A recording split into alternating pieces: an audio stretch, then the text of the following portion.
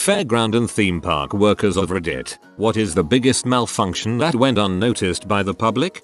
Someone puked on the Sea Dragon. Maintenance didn't show up, so they just ran the ride until it went away and then they let people back on. I worked at a water park. Anytime the wave pool or a slide got shut down to adjust chemical levels or whatever, it was most likely because a kid took a crap in it. Happens all the time.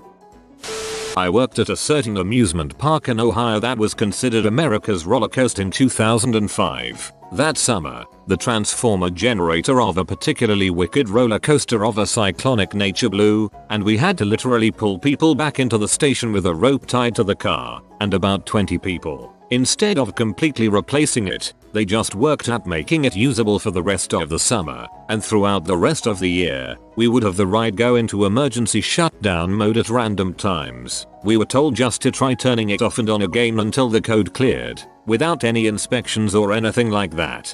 I worked there one summer and got transferred to this very ride one day. They taught me controls, but I got rotated out pretty quickly after launching the train without doing the countdown. Whoops. I worked at a small amusement park one summer. As someone else said, the biggest issues weren't the rides themselves but kids' parents not following the rules. We had one ride, I think it might be called the Paratrooper, and parents would constantly try to get their kids on the ride despite the height requirements. The only protection from falling out of that ride was a lap bar, and sometimes kids would wriggle their way pretty far under that. I wasn't working, but apparently one time a kid actually got all the way under and was holding onto the bar for dear life until the worker managed to stop the ride. Cleanup at the park was pretty disgusting. We'd pretty much just throw water on the blood vomit until it was rinsed away. Maybe we used bleach water for the blood. I can't remember. No gloves or anything for cleanup. Then we wouldn't let anyone sit in that car for the rest of the day, but as far as I knew, they didn't do a more thorough cleaning at any point. I worked for Six Flags over Texas, and while not a malfunction, most people don't know about the employees that would ride a shockwave without seatbelts and standing up. The reverse G-force would hold you in your seat as long as you sat back down after the 2 loops. One female employee decided to be brave and try to do it through the whole thing. She was ejected out of the ride after the loops at the Little Hump, a small hill that pushes you away from the seat with a negative G-force. She fell and was saved by her face hitting a guy wire before hitting the ground. One time a motorcycle from the Batman Stunt Spectacular jumped a ramp and hit a female performer during a rehearsal run. That's all I know. Oh, and that time the tube flipped on the Roaring Rapids. It made the news. And the chick dying on the Texas Giant. It made the news too. I'm having my sister tell me some stories, since she's worked at Disney World, Universal Studios, and SeaWorld. At SeaWorld she was a camp counselor over a summer. Her kids one week were 2nd and 3rd graders and she was taking them to under the dolphin area to watch them. Just so happens that at that time there was a dolphin orgy. Just 30 dolphins in one big ball going at it. They went up to go feed them, and since they were all so busy, only one fat dolphin came up to eat, while occasionally you would see some tails come up and splash. The image in my head of the fat lonely dolphin eating, while all the other dolphins are getting it on, is hilarious. I worked at Disney World for a little while, and most of the major malfunctions Disney either fixed or shut the ride down quickly. The biggest one, that I think is still there today, is the Yeti in Expedition Everest. It's a huge mammoth machine that's supposed to swing down at the riders, but it broke a while ago. The problem is to fix the Yeti would require some major work, so they just left it as is and put strobe lights on it. I don't know if they fixed it recently, but for years it didn't work. As I said, Disney tended to fix ride errors quickly, like during spring break when some idiot jumped off the log on Splash Mountain and pried Bro Bear's club off the floor and dropped it in the flume. Ride was shut down real quick. Disco Yeti. I was a ride operator at a smaller theme park for several years. The rides that had the most accidents were the ones that you would not expect. The top 3 rides for accidents in our park in order were the carousel, the go-karts, and the raft ride. I went to Disney World when I was 8 and Snow White Awesome Princess was standing up against the wall taking photos. I somehow glanced behind her and saw that her dress was ripped, like her ass was completely out. She was wearing a white thong, and she was taking pictures like nothing was happening. I was 8, so I had no sexual thoughts. All I thought was you. Yikes. Sounds like she was up against the wall because she knew it was ripped and just waiting on reinforcement from other cast members. Got to value that dedication though.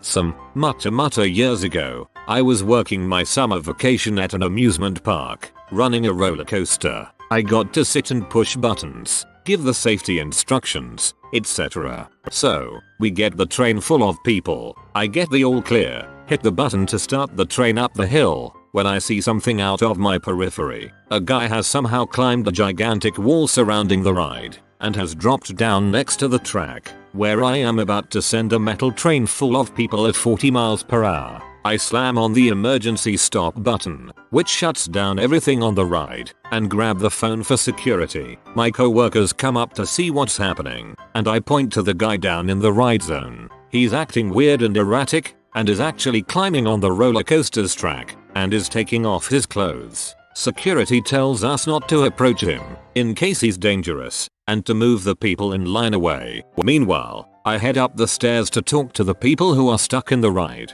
The stairs were open, metal things, extra narrow, steep, and at this point, damp. In the best of times, I hated climbing them. I get up and most of the people are calm, except for one woman who is freaking out. She's panicking that the ride is malfunctioning, and that she wants off. Now, I understand panic attacks and how you're completely slave to them. So, I'm calmly telling everyone that I was the person who hit the emergency stop, why I did it, etc. From their viewpoint, they literally could see the guy climbing up the track, security chasing after him, etc. I've called for a manager to let this lady off because I'm not able to do it. So, the manager finally arrives, lets this woman off with dire warnings about how dangerous the steps can be. By this point, the police are arriving. There's all sorts of stuff going on in the sights of the patrons as they are trying to arrest this guy. And then, a guy on the ride announces he wants off too. So, the manager lets him off. He climbs over another guest, faces the train,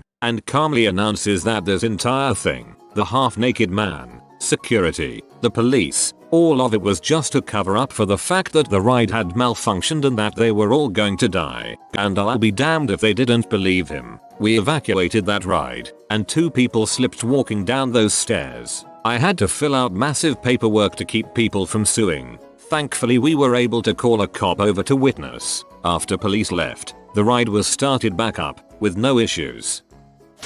I worked at a theme park for a couple of years. One of the best malfunctions I can remember was actual damage to the ride discovered by the maintenance guy. This was a wooden roller coaster that covered quite a bit of land area. As part of the maintenance duties, they would check the concrete footers for the many structural beams. I was operating the ride and the maintenance guy told me he would be inside the ride perimeter conducting checks. Not even 2 minutes later I see him running to the maintenance shed as the ride is going up the lift. Then the phone rang. It was maintenance telling me to stop the ride. I did so without hesitation as the ride neared the top of the first lift hill. We had to extract everyone from the ride. After everyone was off the ride and we cleared the lines, I was informed that several of the concrete footers were cracked. The ride was shut down for several days and I had to deal with many angry customers.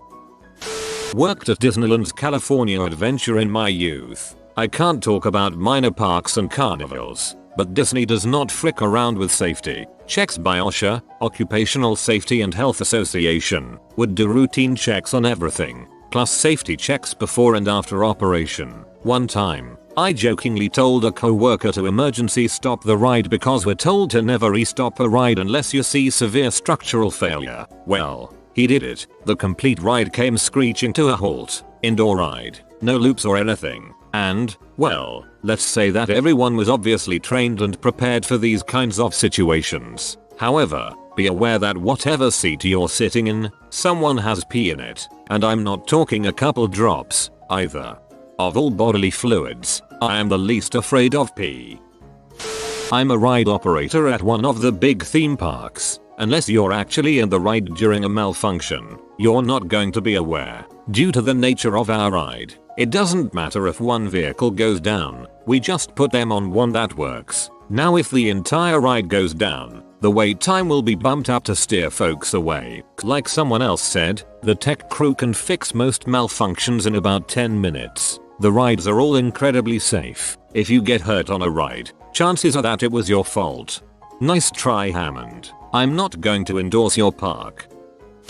Not really a ride malfunction, but still a malfunction nonetheless. I worked at Islands of Adventure when I was younger, and a lady ignored the sign on the penny crushing machine in the Spider-Man store that read out of order. She put her change in, and being that the machine was out of order, it did nothing. She saw me working the register and proceeded to storm up to me and be that the machine ate her change. I looked over and asked if the out of order sign was still on it since I had placed it there maybe 30 minutes prior. She said yes and proceeded to BS me some more because I couldn't refund her. I have no way of opening the machine and I'm not going to short my register. Eventually, I got sick of her moaning and proceeded to take $1 out of my pocket and slam it on the counter with a "Here lady," and then walked away to go on break. Later that same day, our managers were investigating who had pissed this lady off enough to go to the front gate and be about the penny machine and the employee. Luckily, I would wear other employees' name tags for such reasons. They never did find out who Sergio from Micronesia was. I really hated the guests at that place. Most of my co-workers were awesome. Only job I've ever walked out on.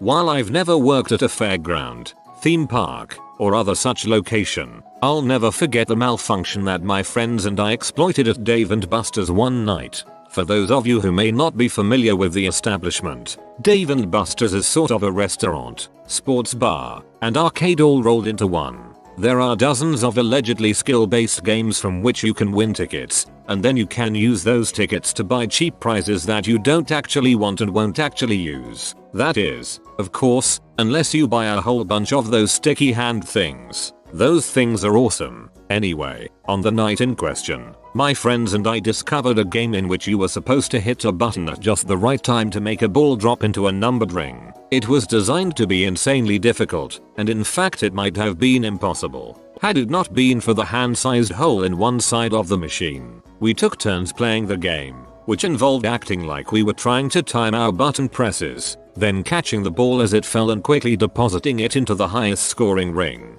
We managed to rack up several hundred tickets in this way, but our best discovery came when we were ready to turn those tickets in. It used to be that when you turned in tickets for prizes, arcades would run them through a counting machine. At Dave & Buster's, we discovered that they used a scale to determine how many tickets a customer had accumulated. Also, it happened to be positioned in such a way that if one were to lean on the counter at just the right angle, they'd be able to push down on the scale during the weighing process. By the end of the outing, my friends and I had actually managed to buy a $20 piece of schlock for the low price of only $20. And at one of those arcades, that's definitely a victory. If I recall correctly, we left that night with a vaguely futuristic looking alarm clock. That was only because they were out of those sticky hand things, though.